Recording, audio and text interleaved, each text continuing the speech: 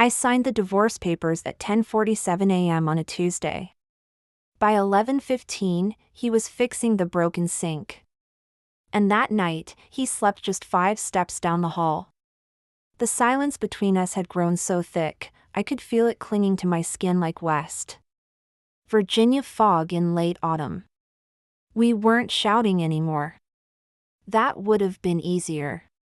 It was the quiet that haunted me, the kind that followed years of slow, careful unraveling.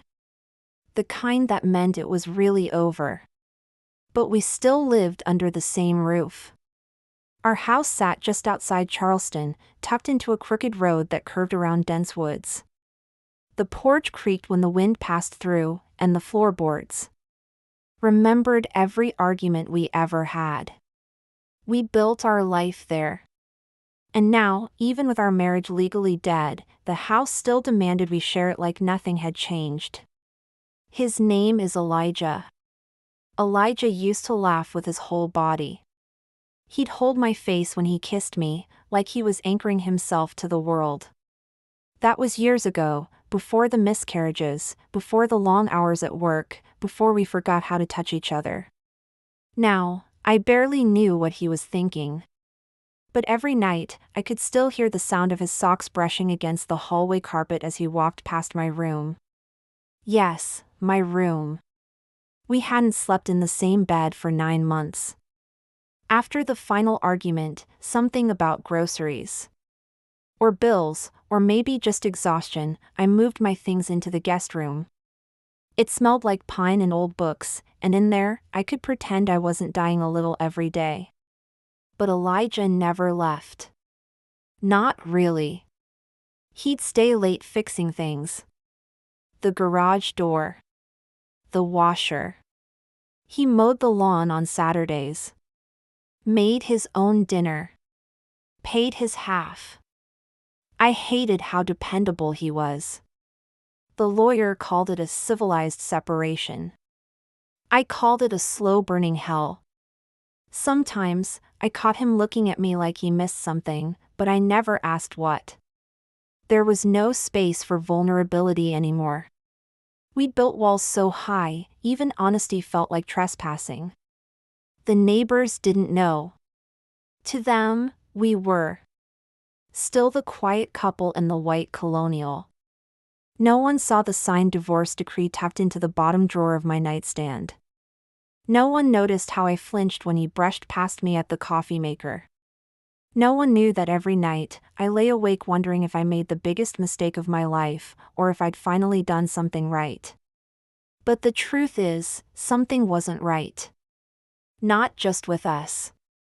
There were things in that house that didn't feel normal. At first, I thought it was just my grief talking. The way the lights flickered when I cried. The cold spots in the hallway. The soft knock on my bedroom door at 2:13 a.m. always the same time.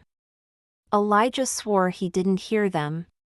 Said it was the pipes, or my nerves. But one night, I saw him standing in the kitchen, staring at the ceiling like he was listening to something. When I called his name, he didn't turn around. Just whispered, "Do you hear it too?" After that, I stopped asking questions. I started keeping a journal. Writing helped me survive the echo of a love that had once been whole. But the more I wrote, the more I realized the house wasn't just holding on to us. It was feeding off us. Every door left open would slam shut. Photos tilted slightly on their own. The radio would turn on and play our wedding song at low volume in the middle of the night. And yet, we stayed. 2 broken people, haunting a house that no longer felt like home. You might be wondering why we didn't just leave. Why not move on, start over? The truth is, I don't know. Maybe part of me wanted to believe that if we stayed long enough, something would fix itself. Maybe I thought love could survive even when it was legally pronounced dead. Or maybe I was too afraid to admit that something in that house wanted Us to stay together, even if it killed us. It wasn't just the silence between us that unsettled me. It was how routine it had all become. Divorced people aren't supposed to argue about what kind of cereal to buy, or fall asleep to the same Netflix show, or ask each other if they fed the dog. But we did. Every single day. Got the mail. That bill from Dominion came, Elijah would say, tossing the envelope onto the counter. Okay, I'd reply, barely lifting my eyes from my laptop. It was all surface level. Transactional. But beneath it? There was tension so sharp it could slice a breath in two. We had stopped sleeping in the same bed, but never stopped existing together. That's what made it worse. When you break up with someone, you're supposed to separate. Emotionally, physically, spiritually. But we just kept circling each other like ghosts in our own unfinished business. The nights were the hardest. I'd lie awake, sometimes scrolling through old photos on my phone, vacations, birthdays, that weekend in Asheville where we got stuck in the snow and ate gas station sandwiches in bed like kids. I used to laugh so loudly back then. Now, I kept the volume low so Elijah wouldn't hear me crying through the walls. Sometimes, he texted me. Not to talk about us, of course. Just things like daily life, couple routine. But then, I found him one morning sitting on the back porch in nothing but his boxers, staring into the woods like he was waiting for something to come out of them. Coffee cold in his hand. Eyes red. No expression. You okay? I asked. He nodded. Then shook his head. Finally, he said, I hear it too. That was the first honest thing he'd said to me in months. He didn't need to explain what it was. We started avoiding being alone in rooms with no windows. The hallway light flickered if either of us walked through it after 10 p.m. The door to the attic, a place we never used, was always ajar when we woke up. Even though I locked it every night. Yes, locked. I'd bought a latch from the hardware store after the third time I found it open. I think the house is reacting to us, I told Elijah one evening. We were sitting on the living room floor eating Chinese takeout in silence until I said it. Reacting? He asked, chewing slowly. You ever heard of stone tape theory? He raised an eyebrow. It's this idea that emotions, like trauma, fear, rage, can imprint on a place. Especially if they're intense enough. They echo. Like a recording. Elijah scoffed. And what, we're the cassette players? Maybe. Maybe we're just replaying it all. He didn't say anything for a long while. Then he whispered, You think we did this? I think we're keeping it alive. We didn't talk about it again, but after that, I noticed he stopped going into the basement. And he never went near the attic. I started sleeping with the lamp on. One night, I was woken by the sound of typing. Not from my phone. From Elijah's laptop, left open on the kitchen counter. He was standing over it, typing rapidly in the dark. No lights on. Barefoot. Shirtless. Eyes wide. When I got closer, I saw the screen. He wasn't typing words. Just this, over. And over, don't go upstairs. Elijah. He didn't stop. Elijah! I grabbed his arm. He turned to me suddenly, startled like someone had pulled him out of a dream. I didn't. I don't remember doing that, he said, voice hoarse. He shut the laptop. We didn't speak of it again. But the next morning, he changed the locks to the attic. Whatever was happening between us, it was more than a failed marriage. Something was watching us unravel and feeding off every inch of it. That night, I got another text. But this one wasn't from Elijah. It came from an unknown number. "You're not listening. You left something up there." Elijah didn't sleep that night. I heard him pacing back and forth, floor creaking under each step. I stayed in bed with the covers pulled up to my chin, pretending I was still just a woman who'd gotten divorced. Pretending this was still about heartbreak and not something darker, crawling into our lives, quiet as rot. The next morning, he was making eggs. Just like he used to. But his eyes, they were hollow. Like he'd seen something and hadn't come back all the way. "Do you remember what's up there?" he asked suddenly, not looking at me. "Up where?" "The attic." I froze mid-sip of my coffee. "I mean, old boxes, maybe? Some of your stuff from college." "I don't know." "Why?" He didn't answer right away. Just kept staring at the skillet. "I used to hear you crying up there," he said, voice low. "Before you moved into the guest room." I set my mug down carefully. "Elijah. I was never up there." He blinked like he wasn't sure if he heard me right. "I never went up there. I don't even like the attic. It gives me the creeps." He turned the stove off. Walked over to the kitchen table. Sat down. "Then who was it?" Neither of us spoke. "And the house?" The house was silent in that way. It only gets when it's listening. The next few days felt like we were stuck in a loop. Same meals. Same conversations. Same tension pressing down on my chest like something was sitting on it while I slept. But something shifted on a Thursday night. It was just after midnight when I found Elijah outside again, barefoot, standing in the middle of the backyard, staring up at the roof. I pulled my hoodie tighter and walked out to him. The grass was wet beneath my feet.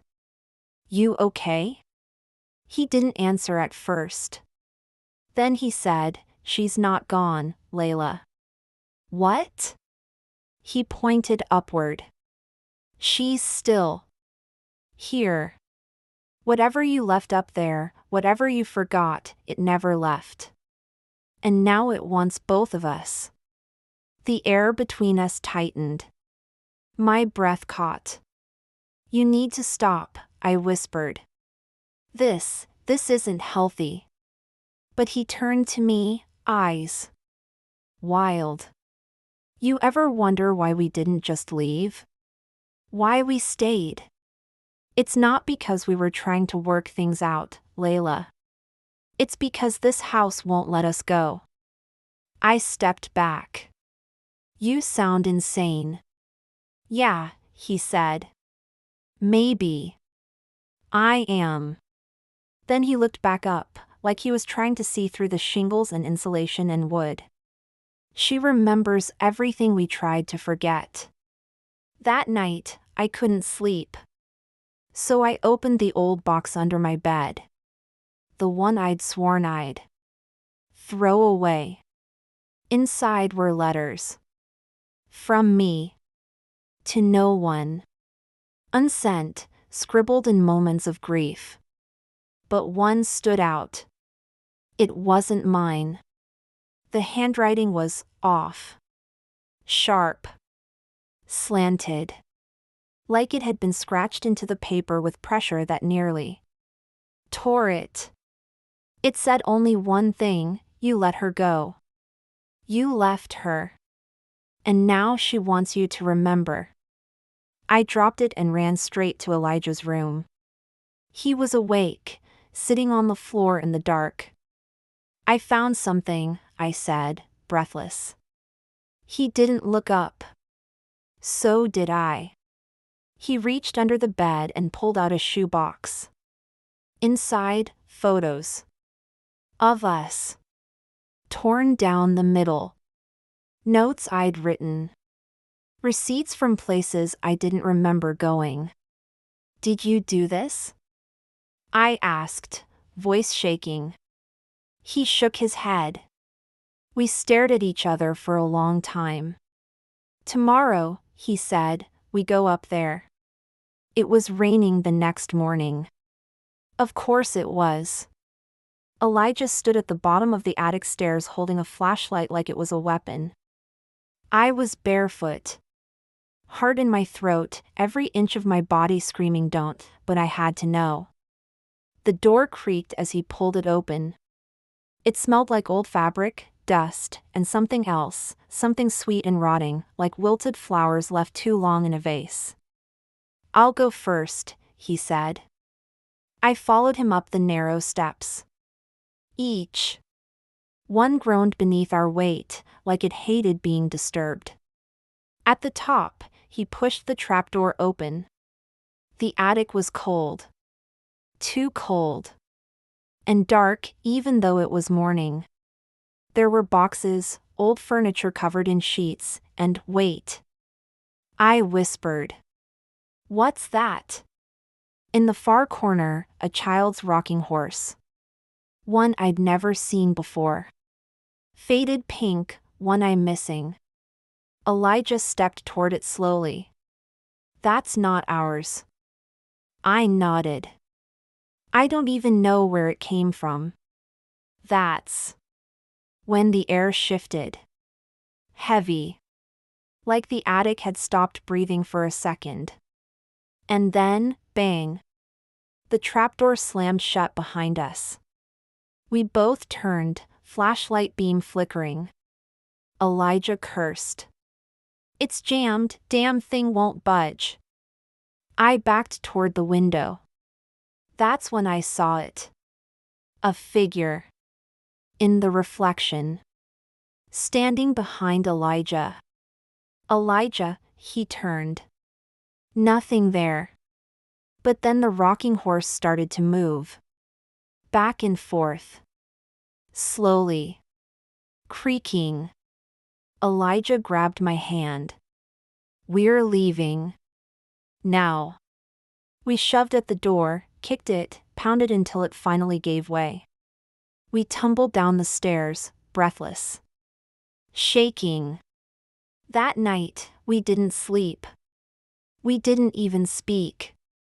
But when I checked my phone around 2 a.m., there was another message. No sender. No timestamp. Just one word, stay. The attic changed everything. Elijah stopped fixing things around the house. Stopped texting. Stopped asking if I fed Luna. He just retreated. He stayed mostly in his room. Barely ate. I heard the shower run sometimes in the middle of the night. But otherwise, he moved. Through the house like he wasn't really there. And the thing is, I felt the same. After that day, I couldn't walk through the hallway without feeling eyes on me. I started locking the bathroom door while I was inside it alone. I slept with the light on and music playing low, just to drown out whatever else might have been breathing with me in the dark. And then I started dreaming again. But these dreams weren't like normal dreams. I'd wake up standing in the hallway, or sitting on the edge of Elijah's bed, staring at him as he slept, except I didn't remember getting there. I'd feel cold all over, and in my hand, always something strange, a photo with my face scratched out. A note in handwriting that didn't match mine. A lock of hair. One time, a key I didn't recognize. It didn't make sense. Until one night, I caught myself speaking aloud in my sleep. Elijah woke me. I was sitting upright, saying the Same thing over and over. She's still waiting. She's still waiting. She's still, I screamed when I saw his face. I didn't recognize him at first. Then I realized I didn't recognize myself anymore. A few days later, I came home from the grocery store and found Elijah gone. His room was empty. Clothes, toothbrush, boots, all still there. But he was nowhere. No note. No text. No car missing. Just gone. I called him. Straight to voicemail. I called his brother in Ohio. He hadn't heard from him. I even called the cops, but they said there were no signs of distress and he was free to leave if he wanted to.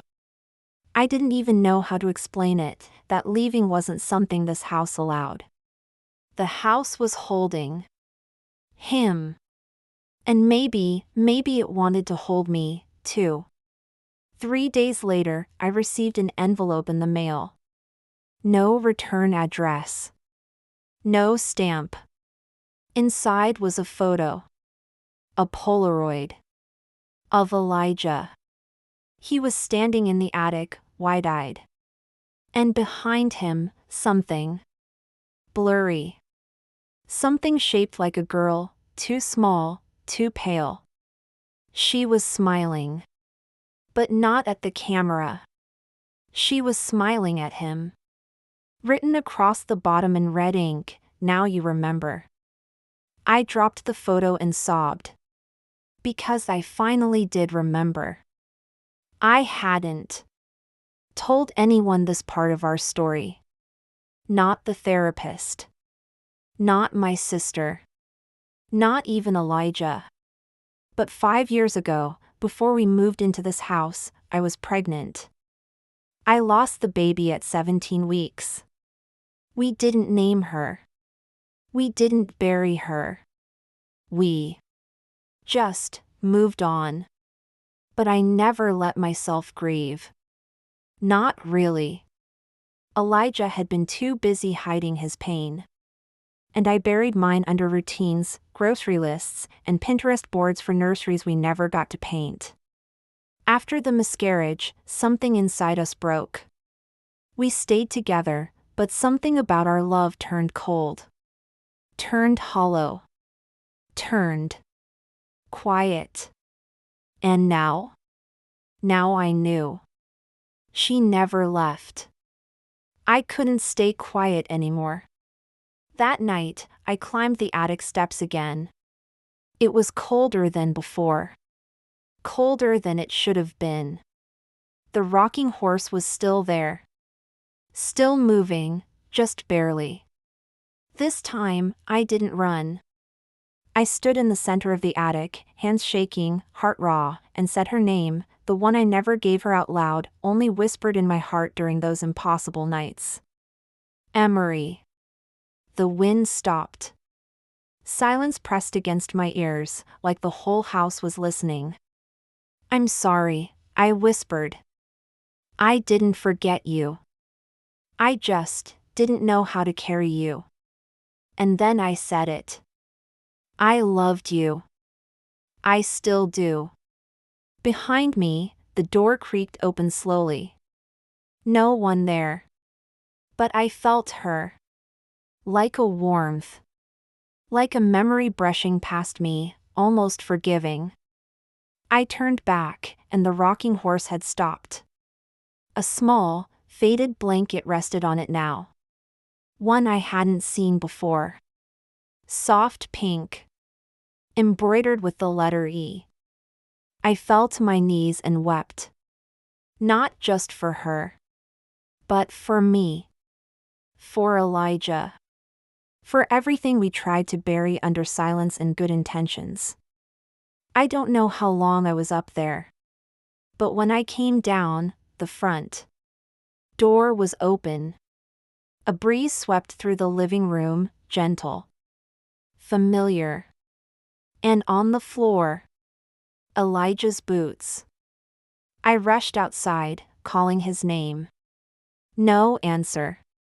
but the scent of his cologne still lingered, faint. That was the last trace of him I ever found. 2 weeks later, the realtor came by. "Are you sure?" she asked, glancing around the house. I nodded. "I'm selling. I'm done." I didn't tell her the full truth. Who would believe me? She asked about Elijah. I said, "He left." She smiled. "Sometimes, that's the only way we survive." I didn't correct her. But here's the thing. Every now and then, I get these messages. No number. No return address. They're always simple. "She's safe now. Thank you for remembering. She forgives you." And once, just once, I got a voicemail. I didn't recognize the number. But the voice? It was Elijah. He only said 4 words, like a sigh caught between this world and the next: "Don't come back here." And then silence. I thought the worst thing that could happen was losing someone you love. I was wrong. The worst is staying in a place where love died and pretending it didn't. You can lose someone long before they leave. You can live with someone who's already a ghost. You can carry grief so quietly it starts whispering back to you through the walls. What I've learned, the hard way, is this: sometimes healing means letting go. Sometimes it means remembering what you tried to forget. And sometimes it means walking away from a house that was never just a house. It was a tomb you built together, brick by broken brick. And if this story moved you or even made you think, don't forget to subscribe to the channel, like this video, and share it with someone. And this story is a work of fiction.